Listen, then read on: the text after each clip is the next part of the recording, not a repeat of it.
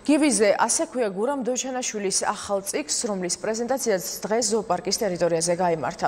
მოთხრობა მწერლის ბავშვობის მეგობარს და 13 ივნისის სტიქიის დროს ტრაგიკულად დაღუპულ ზოოპარკის თანამშრომელს გივი დვალს ეძღვნება. ნაწარმოები ელექტრონული წიგნების სახლის საბას მხარდაჭერით გამოიცა. თათია ბუხრაშვილი გიამბობთ. გივიში რაღაც უჩვეულო და უცხოდაც კი წრფელი სიკეთე და სისადავე და ყოვლად უმანკო პატიოსნურად სულისმიერ უბიძოება გივიში, დვალში ძალიან იყო.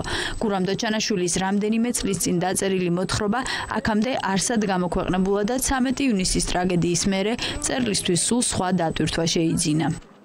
ეს იგი დაიწერა 10 წლის წინათ, ესე იგი არ დამეწერია გულაჩუყებულზე.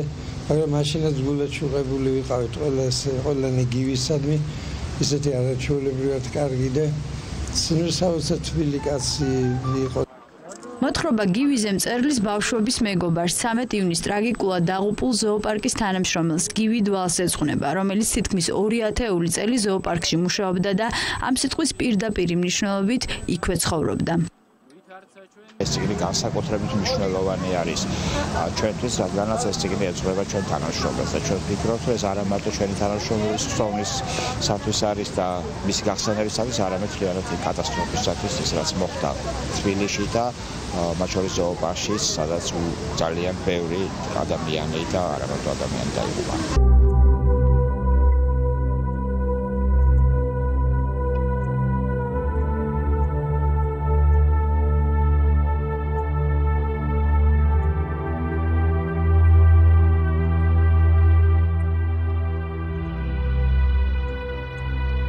ადიდებული მდინარე ვერე, დანგრეული სახლები, განადგურებული ზოოპარკი, დაღუპული ადამიანები. 13 ივნისის ერთ-ერთმა ყველაზე ტრაგიკულმა დღემ თბილისში სოლიდარობის დიდი გრძნობა გამოიწვია. გურამ დოჩანაშვილის პირადი გადაწყვეტილებით ახალი მოთხრობა უსასყიდლოდ გადაეცემა ყველა იმ ადამიანს, ვინც შიშველი ხელებით ცდილობდა ცოტათი მაინც შეემსუბუქებინა დაზარალებულების მდგომარეობა.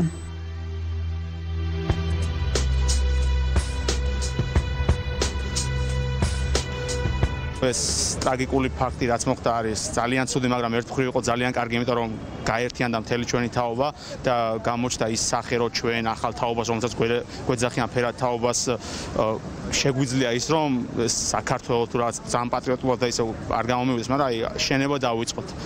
მოთხრობა ელექტრონული წიგნების სახლის საბას მხარდაჭერით გამოიცა და ნებისმიერ მკითხველს მისი წაკითხვა უკვე საბას ვებგვერდზეც შეეძლება. ეს არის ერთის მხრივ სევდიანი, მეორეს მხრივ სასიხარო ამბავი, იმიტომ რომ სადაც მოდის ლიტერატურა, მოდის მეხსიერება, მოდის ხსოვნა, მოდის ერთგვარი უკვდავებაც ყველანაირი პათეტიკის გარეშე. შემთხვევითი არ არის, რომ გურამ დოჩანაშვილის კრებულის პრეზენტაციის ადგილად ზოოპარკის ტერიტორია შეირჩა.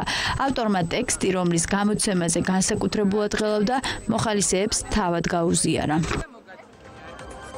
მომბის მთავარი გამოშვება ამით დასრულებულია. მე ხვალამდე გემშვიდობებით, ნახვამდის.